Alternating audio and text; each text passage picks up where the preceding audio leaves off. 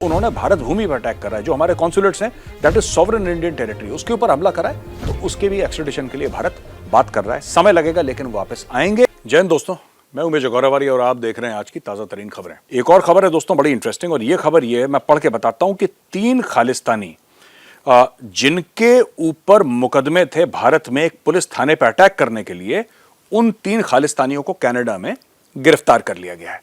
अच्छा, इन खालिस्तानियों के नाम क्या हैं? सतबीर सिंह, जसविंदर सिंह और परमिंदर सिंह। सतबीर सिंह, जसविंदर सिंह और परमिंदर सिंह ये खालिस्तानी हैं, और इन्होंने भारत में पुलिस स्टेशन पर हमला करा था, फिर यहां से फरार हो गए। बुजदल तो होते ही खालिस्तानी, एक बार अटैक करेंगे फिर चुप थोड़ा ना रहेंगे। आपने देखा किस तरीके से जब फार्मर प्रोटेस्ट हो रही थी तो खालिस्तानी आए और खालिस्तानी गए वो रेड फोर्ट में, जो भी उन्होंने उत्पात मचाया, जैसे ही दिल्ली पुलिस ने डंडा चलाना शुरू करा, सारे खालिस्तानी गायब। सो ये सीखते हैं अपने पाकिस्तानी आकाओं से। उनके पाकिस्तानी भी ऐसे ही हैं, खूब अटैक कर दिया 1971 में, ये कर दिया वो कर दिया, जब भारतीय सेना ने अटैक करा सरेंडर कर दिया। तो they are learning from their Pakistani counterparts, ये साफ सीधी बात है।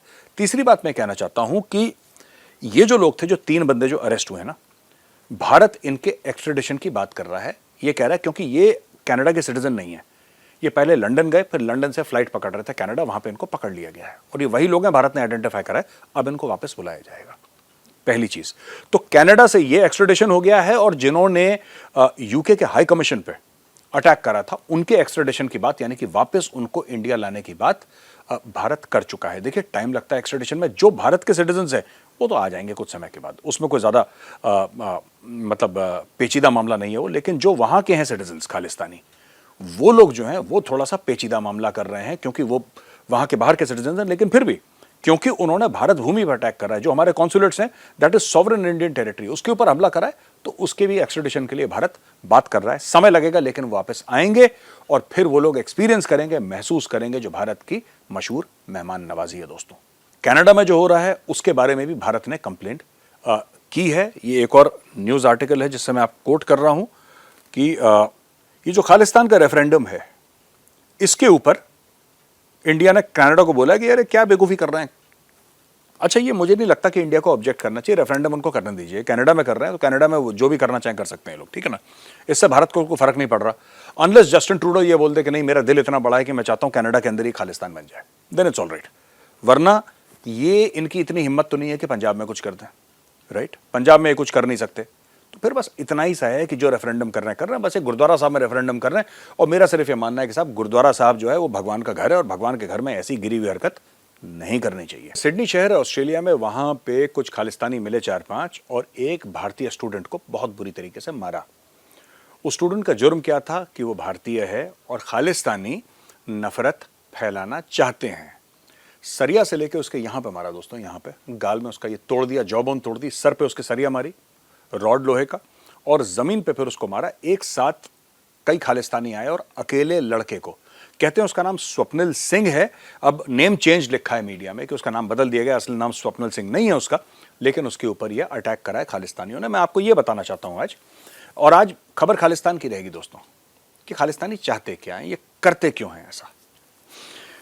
सबसे पहले हमें यह बात समझनी पड़ेगी कि जो खालिस्तानी हैं वो जो मंदिरों पर अटैक कर रहे हैं, जो वो हाई कमीशन पे अटैक करते हैं, एम्बेसीज पे अटैक करते हैं, कॉन्सुलेट्स पे अटैक करते हैं, ये क्या है? ये दोस्तों एक साफ सीधी ये बात है कि खालिस्तानियों को कभी भी ये बात, जो हिंदू सिख एकता है भारत में, ये खालिस्तानियों को कभी हजम नहीं होती। वो चाहते हैं कि कुछ ऐसा बवाल हो जाए कि विदेश में कुछ करें और भारत में रिएक्शन हो जाए, इसीलिए खालिस्तानी ये करते हैं। मैं फिर से आपको बताता हूं, मंदिरों पर अटैक करना मतलब यह कि यहां पे कोई पागलपने की हरकत करे, बेवकूफ़ी की हरकत करे, और कुछ ऐसी चीज़ कर दे जिसको वो बता सकेंगे साहब ये देखो, ये ऐसा हिंदू कर रहा है भारत में। तो सबसे पहले तो जितने भी सिख भाई हैं और हिंदू भाई हैं, अपनी एकता बनाए रखिए।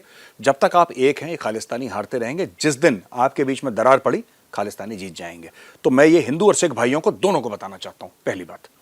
दूसरी चीज़ मैं ये बात कहना चाहता हूँ कि ये जो नफरत है, मैं और आपको आगे खबर बताऊंगा, ये जो नफरत है प्रधानमंत्री मोदी जी के लिए, ठीक है, कई खालिस्तानी, कई हमारे सिख भाई, कई हिंदू भाई, सब लोग ये कहते हैं कि साहब जो 1984 में दंगे हुए, सिख जेनोसाइड हुआ, दिल्ली में खास तौर से, और भी जगह हुआ लेकिन खास तौर से दिल्ली में, वो बहुत गलत था। वो तो मैं भी कहता हूं कि बहुत गलत था, शेमफुल, अटरली शेमफुल, जिसको कहते हैं कि शर्म से सर झुक जाए, ऐसा काम हुआ था 84 में।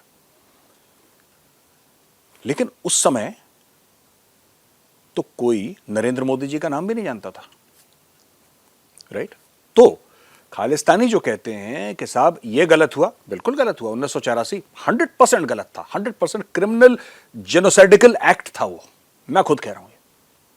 लेकिन ये जो प्रधानमंत्री मोदी, उस समय तो ना चीफ मिनिस्टर थे ना प्राइम मिनिस्टर थे, कोई जानता भी नहीं था उनका नाम, nobody knew who he was. तो अब ये बात बताइए कि क्या कारण है कि खालिस्तानी प्रधानमंत्री मोदी से इतनी नफरत करते हैं? कारण क्या है उसका? अब मैं आपको कारण बताता हूं दोस्तों। देखिए, साफ सीधी बात है, खालिस्तानी प्रधानमंत्री मोदी से नफरत नहीं करते, जो इनके आका हैं पाकिस्तानी, वो नफरत करते हैं। तो पाकिस्तानी इनको पैसा देते हैं और खालिस्तानी कहते हैं कि भाई ऐसा है, जो बोटी डालेगा उसके लिए काटेंगे। साफ सीधी बात है। तो ये खालिस्तानी काम कर रहे हैं, यहां से उनकी नफरत जाती है। अच्छा ठीक है, लेकिन खालिस्तानी को कौन समझाए दोस्तों?